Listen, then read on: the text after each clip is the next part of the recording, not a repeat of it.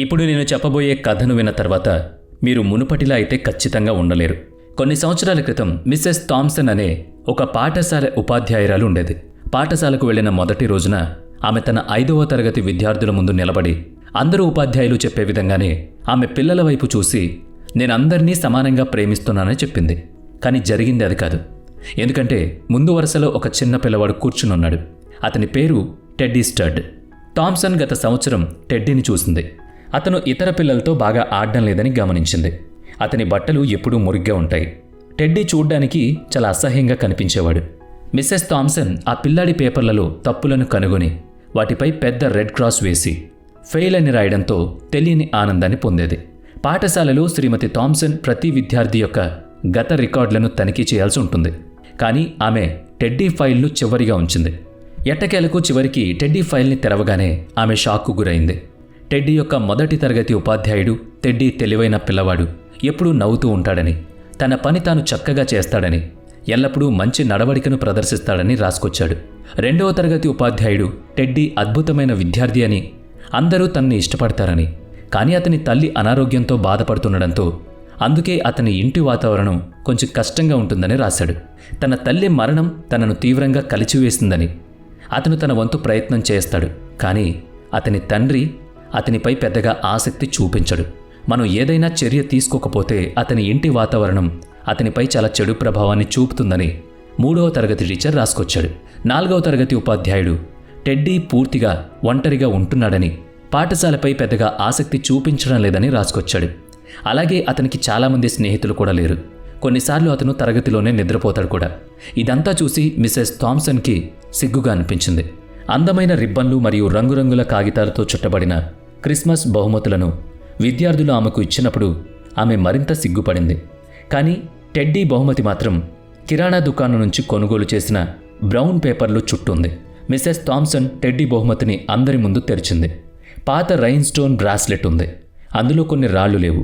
కొద్దిగా నిండిన perfume bottle ఉంది. పిల్లలు నవ్వడం మొదలుపెట్టారు. కానీ థామ్సన్ త్వరగా బ్రాస్లెట్ ఎంత అందంగా ఉందని చెప్పి ఆమె చేతికి ఆ పర్ఫ్యూమ్ను కూడా పూసుకుంది.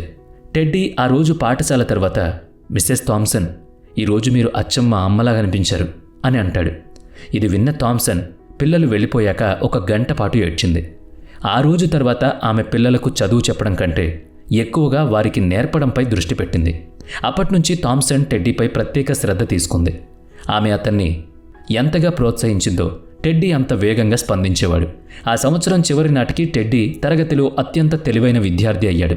1 సంవత్సరం తర్వాత థామ్సన్ ఆమె తలుపు క్రింద టెడ్డీ నుంచి వచ్చిన ఒక లెటర్ను చూసింది. అందులో ఆమె ఇప్పటి వరకు తన జీవితంలో అత్యుత్తమ ఉపాధ్యాయురాలని రాసింది. 6 సంవత్సరాలు గడిచాయి.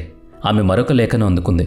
అందులో టెడ్డీ తను టాప్ 3లో పాఠశాలను పూర్తి చేశానని, శ్రీమతి థామ్సన్ మాత్రం ఇప్పటికీ తన అభిమాన ఉపాధ్యాయురాలుగా ఉన్నట్లే రాశాడు.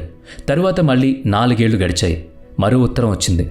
టెడ్డీ కళాశాల నుంచి గ్రాడ్యుయేట్ చేరబోతున్నాడు. ఇప్పటికీ మీరే నా బెస్ట్ టీచర్ అని రాశాడు. ఇంకో 4 ఏళ్లు గడిచేసరికి మరో ఉత్తరం వచ్చింది. ఈసారి టెడ్డీ తను కాలేజీ తర్వాత మరింత చదివానని, ఇప్పుడు తను డాక్టర్ అయ్యానని చెప్పాడు. ఉత్తరం చివరన థియోడర్ ఎఫ్ స్టడీ ఎండి అని రాసుంది. అది చూసిన థామస్ చాలా సంతోషించింది. ఆ తర్వాత మరో ఉత్తరం వచ్చింది. అందులో టెడ్డీ తను పెళ్లి చేసుకోబోతున్నానని చెప్పాడు. అతను తన వివాహంలో తన తల్లి స్థానాన్ని మీరు తీసుకుంటారా అని మిస్సెస్ థామ్సన్ను అడిగాడు. దానికి థామ్సన్ అంగీకరించారు. ఆ రోజు ఆమె ఆ బ్రాస్లెట్ ధరించి, రైన్ స్టోన్లు లేవు. టెడ్డీకి అతని తల్లిని గుర్తు చేసే అదే పరిమళం ఉన్న పర్ఫ్యూమ్ను కూడా వాడింది. టెడ్డీ శ్రీమతి థామ్సన్ని కౌగిలించుకుని ఆమె చెవిలో గుసగుసలాడాడు. ధన్యవాదాలు మిస్సెస్ థామ్సన్, మీరు నన్ను ప్రత్యేకంగా భావించారు. నేను కూడా జీవితంలో ఏదైనా చేయగలనని నమ్మారు, నన్ను ప్రోత్సహించారు అని అన్నాడు. మిస్సెస్ థామ్సన్ కళ్ళల్లో నీళ్లు నిండిపోయాయి. ఆమె టెడ్డీతో, లేదు టెడ్డీ, నువ్వు పూర్తిగా పొరబడ్డావు. నేను ఏదో మంచి చేయగలనని నువ్వే నాకు నేర్పించావు. నిన్ను కలవకముందు పిల్లలకు ఎలా నేర్పించాలో కూడా నాకు తెలీదు అని కృతజ్ఞత చెప్పింది. మరి ఈ వీడియో మీకు ఎలా అనిపించింది? ఎప్పుడూ కూడా పైన ఉండే రూపాన్ని చూసి వాళ్ళ మనసును మనం ఎప్పుడూ కూడా డిసైడ్ చేయకూడదు కదా. దీనిపై మీరేమంటారు?